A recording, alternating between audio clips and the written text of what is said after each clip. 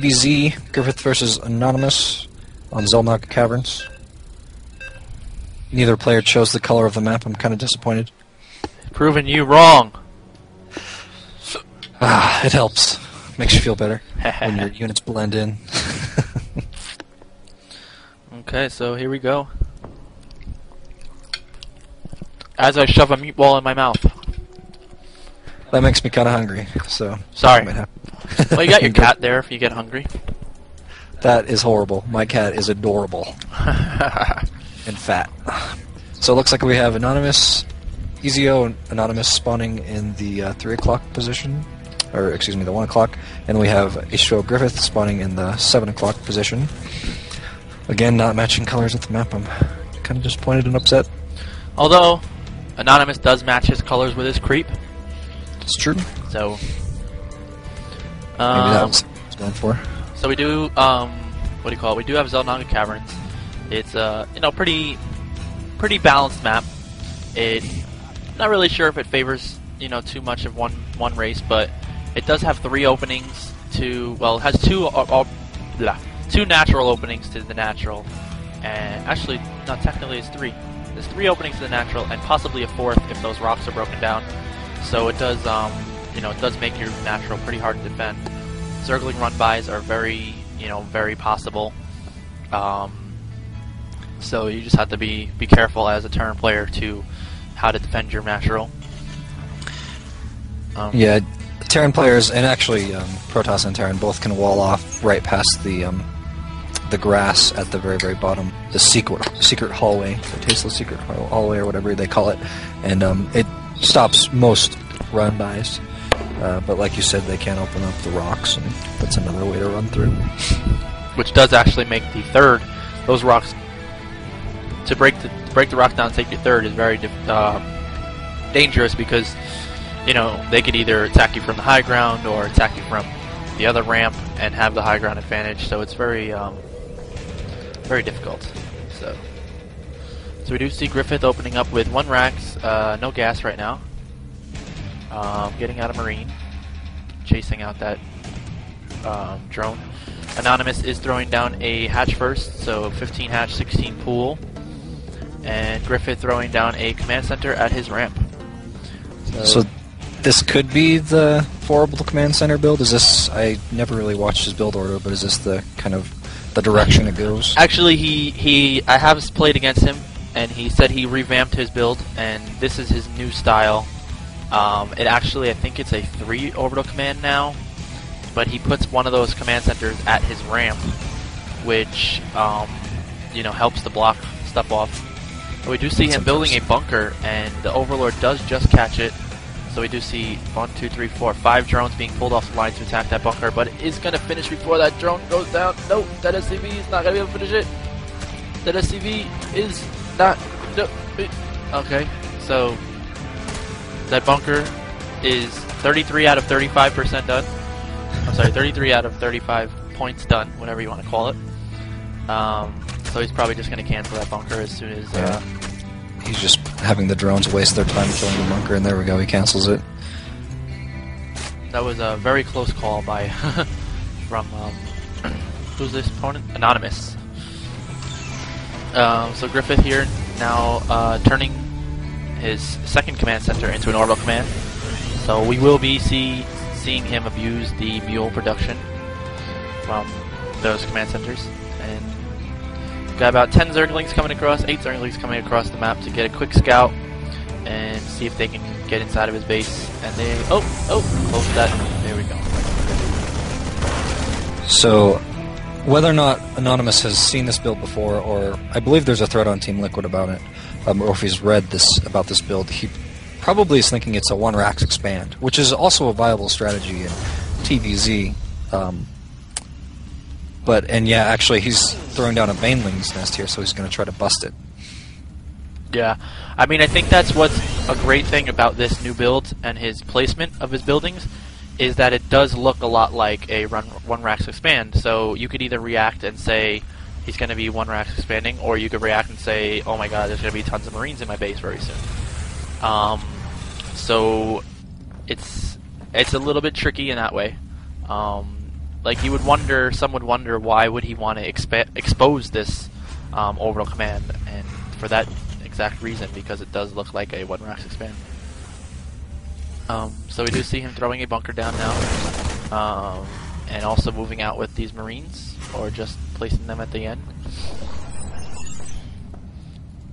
And now Griffith's income is just off the charts. It's double what Anonymous's is. Yeah, and he only has a 6 SCV lead, but he does have 3 mules, I think. Oh no, 2 mules. You know, but they're just tearing apart those mineral patches. So we do see a couple bunkers going down, so we'll probably see Griffith lifting off and going for an expansion very shortly. This Overlord is coming to his base and seeing pretty much everything that he's got going on. 1 tech lab researching stim, 1 reactor barracks, and a tech lab on the factory researching siege tanks and building siege tanks as well. So we'll see what kind of tech that Anonymous decides to do. With that hefty amount of Marines, it is difficult to go for a Spire tech. But with the Banelings are very good against those Marines, so once you get Banelings and Baneling speed and start spreading your creep really well, that huge mass ball of Marines is very difficult to deal with. I'm sorry, not difficult to deal with, but difficult to use. So we do see the Spire go down, as well as the Baneling speed. Siege Tech is just about done. Stim is just about done. A couple Marauders coming out, a couple more tanks. And he does drop that expansion down, and is now pretty saturated on that as well. Okay, hold on, cat in the way. She wants to play Starcraft. Keyboard cat, go. So it's fairly rare to see a Terran this far ahead economically against the Zerg, and the army count is just grossly in the favor of Griffith. Even though he's 10 harvesters ahead, it's 78 to 50. Okay, so that Zergling does come down and scout and does see this expansion, as well as 3 bunkers. So now he would probably be wise to try and take an expansion, especially with his Spire finishing. You know, right now you feel you do have a little bit of map control, so you're probably going to want to try and take that expansion. A lot of times what you'll see Griffith do here is start moving out with a bunch of Marines and tanks, go to the watchtower, and then pull back, just to make it look like he's trying to attack, force some units instead of drones, and then just retreat. And that actually is exactly what he's doing. Well, that may not be what he's doing. He may actually be trying to push right now. Yeah, and actually, if you look at the units tab, it's 31 Marines, 3 siege tanks, 3 Marauders, 15 Zerglings, 5 Mutas, and 3 Banelings. So those Mutalisks were about to go into his base, but the Mutalisks do spot those Marines coming across, so they retreat back.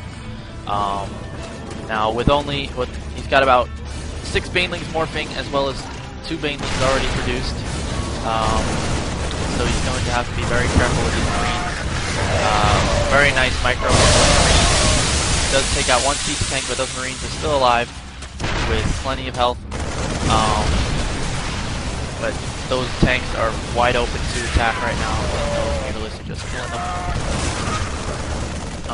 But it's just amazing how the production, it just keeps up on that while he's doing his attack. That tank has 11 kills, and it's about to be taken down after its 13th kill.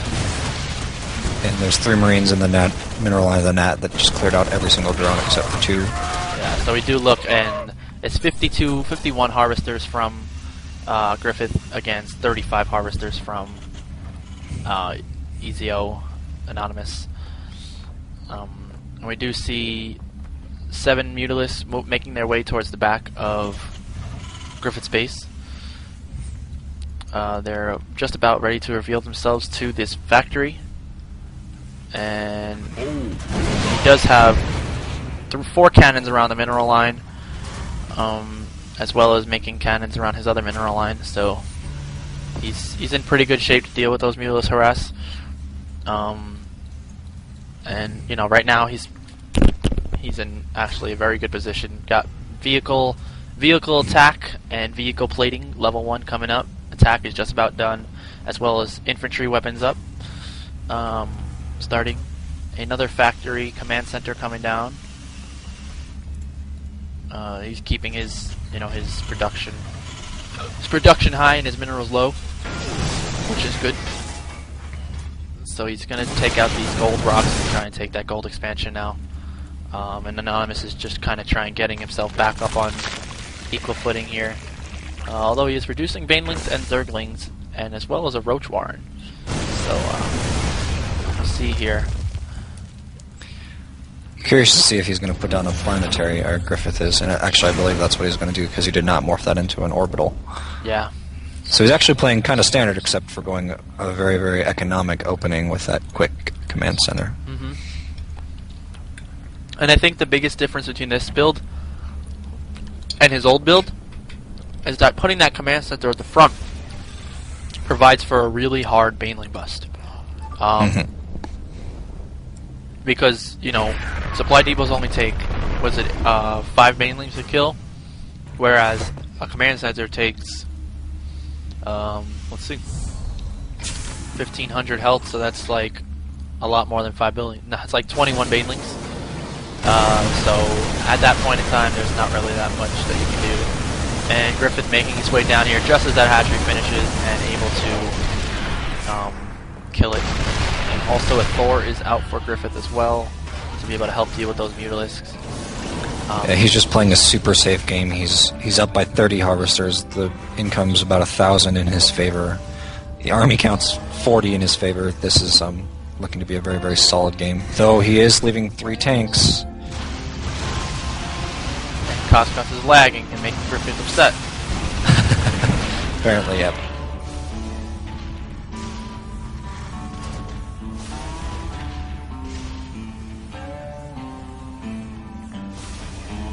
Stop it.